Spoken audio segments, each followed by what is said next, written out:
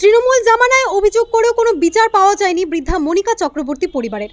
আর সেই সুযোগকে কাজে লাগিয়ে সম্পত্তি জালিয়াতির মতো গুরুতর উঠেছিল শাসক দলের ঘনিষ্ঠ তৃণমূল কর্মী কৃষ্ণেন্দু চৌধুরী, যিনি আবার মালদা হোটেল রেস্টুরেন্ট অ্যাসোসিয়েশনের সম্পাদক। আজকে রাজ্যের পালাবদল হতেই নতুন সরকারের কাছে ন্যায্য বিচারের দাবিতে অভিযোগ করাতে সেই অভিযোগে নড়ে চড়ে বসল পুলিশ। জালিয়াতি করে সম্পত্তি হাতিয়ে নেওয়ার অভিযোগে গ্রেফতার হলেন তৃণমূল নেতা তথা মালদা হোটেল অ্যান্ড রেস্টুরেন্ট অ্যাসোসিয়েশনের সম্পাদক কৃষ্ণেন্দু চৌধুরী। ঘটনায় পুলিশের পদক্ষেপে খুশি অভিযোগকারী বৃদ্ধা মনিকা চক্রবর্তী।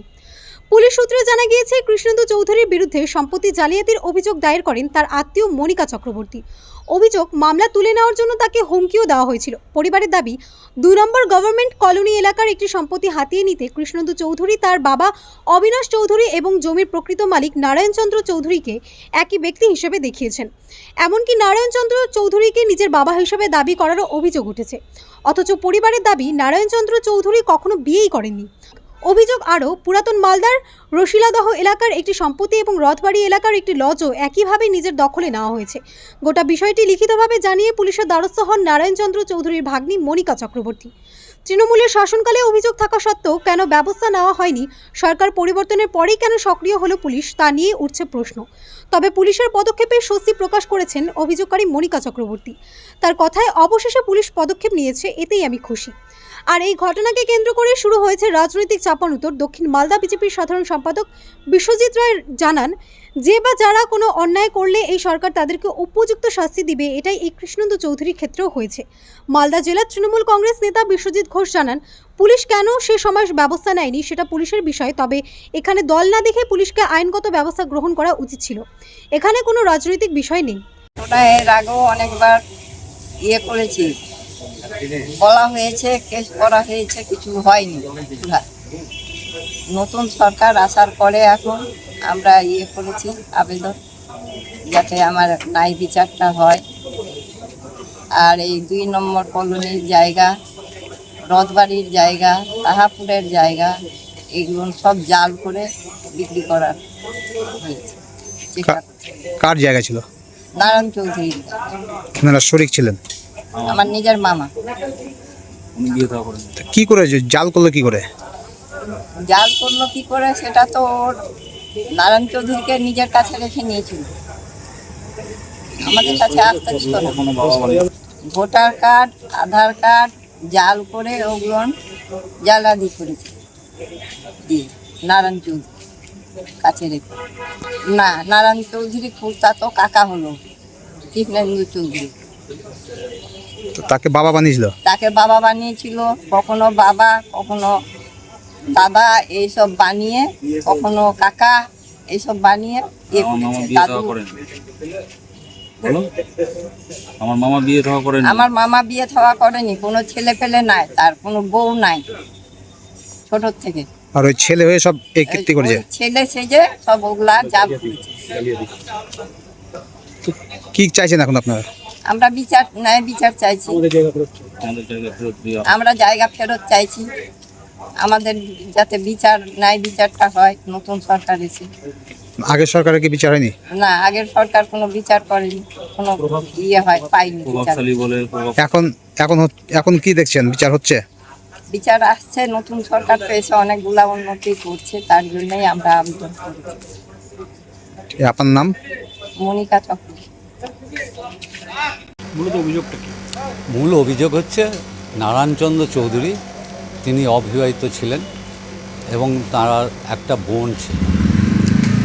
আবার নারায়ণ চৌধুরীর বাবার নাম হচ্ছে কৈলাসচন্দ্র চৌধুরী এবং নারায়ণ চৌধুরীর সমস্ত সম্পত্তি দীর্ঘদিন ধরে এই কৃষ্ণেন্দু চৌধুরী, যার বাবার নাম হচ্ছে অবিনাশ চন্দ্র চৌধুরী, তারা জালিয়াতি করে হোক, জবরদখল করে হোক, এরকমভাবে দিনের পর দিন সেই ওয়ারিস মনিকা চক্রবর্তী, যার কমলা বালা চৌধুরী, যে নারায়ণ চৌধুরীর বোন, তাদের সম্পত্তি ওয়ারিস একমাত্র, তাদের সম্পত্তি সমস্ত কিছু ওরা দখল করে নিয়েছে দিনের পর দিন।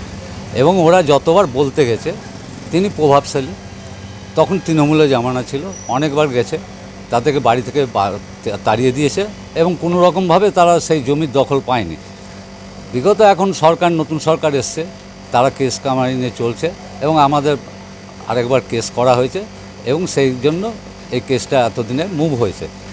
উনি নারায়ণচন্দ্র চৌধুরীকে কখনো বাবা বানিয়েছেন, কখনো ভাইয়ের ছেলে বানিয়েছেন, কখনো নারায়ণ চৌধুরী আর কৃষ্ণেন্দু চৌধুরীর বাবা অবিনাশ চন্দ্র চৌধুরীকে একই ব্যক্তি বানিয়েছেন। মানে কখন কাকে বানাচ্ছে ঠিক নেই। 2016 সালে একটা ইলেকট্রিকের কেস হয়েছিল, সেখানে আবার কৃষ্ণেন্দু চৌধুরী সান অফ সুবল চৌধুরী দেখাচ্ছে লেট, তো সেখানেও বাবা বানিয়েছে আরেকজনকে।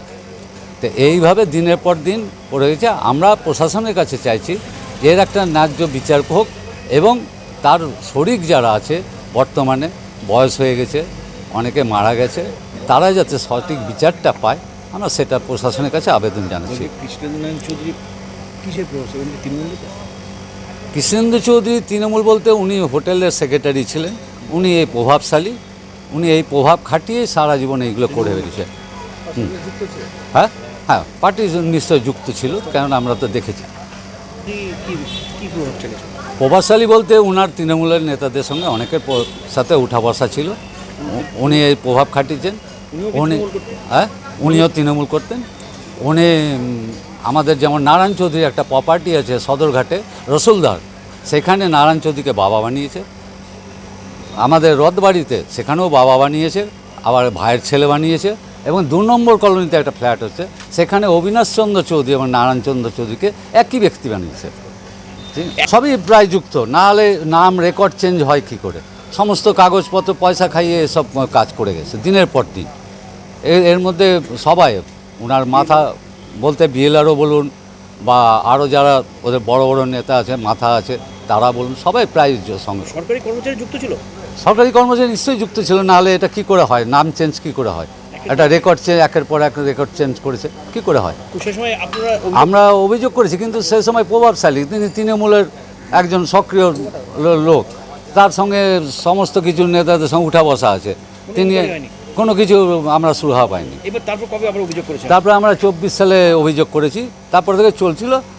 ইদানিং আমরা কালকে ওনাকে অ্যারেস্ট করা হয়েছে এবং উনি অ্যারেস্ট হয়েছে, নতুন করে অভিযোগ করা হয়েছে এবং করেছে মনিকা চক্রবর্তী, কমলাওয়ালা চৌধুরীর মেয়ে, তিনি অভিযোগ করাতে তারপরে ওনাকে অ্যারেস্ট করেছে। আমরা চাইছি প্রশাসন এটা একটা সঠিক বিচার করে তার ওয়ারিস যারা আছে তাদেরকে যাতে জায়গা জমিগুলো ফেরত দেওয়ার ব্যবস্থা করে। আমার নাম হচ্ছে অরুণ চৌধুরী, আমার বাবার নাম হচ্ছে অভিমন্যু। মালদার হোটেল অনার্স অ্যাসোসিয়েশনের সম্পাদক কৃষ্ণেন্দু চৌধুরী ইতিমধ্যে অ্যারেস্ট হয়েছে। আমরা ভারতীয় জনতা পার্টি বলতে চাই, যেহেতু একটা ব্যবসায়ী সংগঠনে উনি উচ্চপদস্থ একটা জায়গায় ছিলেন, সেখান থেকে কখনোই এটা কাম্য নয়। কারণ কোনো সংগঠনে যদি রিপ্রেজেন্ট করেন, ওনাদেরকে ভাবমূর্তি স্বচ্ছ রাখার জন্য অনেক প্রয়াস করতে হয়। সেখান থেকে ওনার উচিত ছিল যে এই সব থেকে দূরে থাকা।